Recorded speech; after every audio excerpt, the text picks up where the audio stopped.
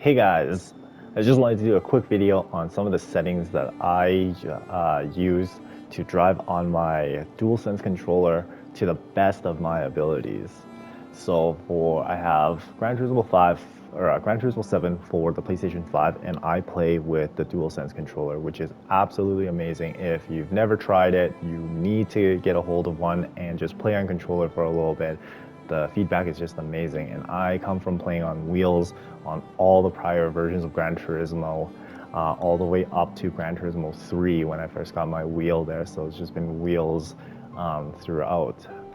But driving on the controller has been absolutely amazing, um, but the one gripe that I do have is that I can't modulate my inputs as well as, say, a wheel. So what tends to happen on a lot of high-powered race cars and particularly mid-engine cars is that the cars will feel incredibly light at speed, and the slightest input will result in essentially wiping out. The weight of the car will just shift all over the place, and I'm just inputting too much left and right steering angles to correct it properly, and I end up just spinning out and crashing into the barricades. So here's a few of the tricks that I use in order to tame these race cars, and I urge you guys to give it a try as well if you're having a really difficult time controlling your cars at super high speeds, especially on Nürburgring where there's elevation changes and the weight of the car is incredibly sensitive, and as it should be in real life.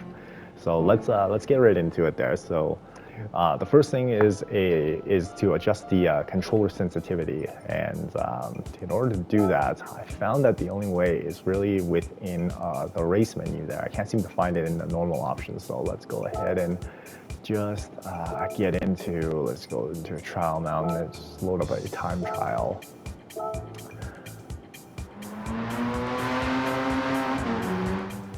And then from here, we're gonna go right into the settings, and it will be in, I believe it's your controller settings here. So the controller steering, I've had that down all the way to the minimum there for -2, and that will reduce the amount of feedback that you're getting for your steering inputs, and that has helped me a lot.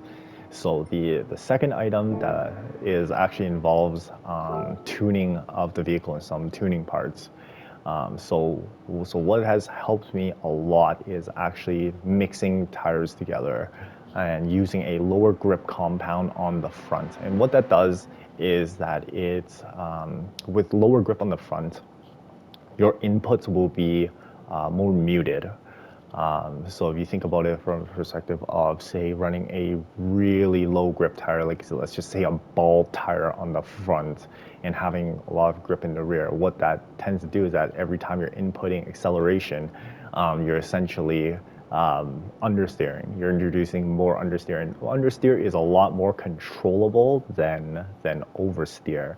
So, that can be changed within the car settings itself and just changing the tires here. So, if I'm doing a race and I have racing softs on, even with racing softs, and I'm having a really difficult time controlling the car, what I tend to do is I will drop the tire down to a racing medium or even a racing hard.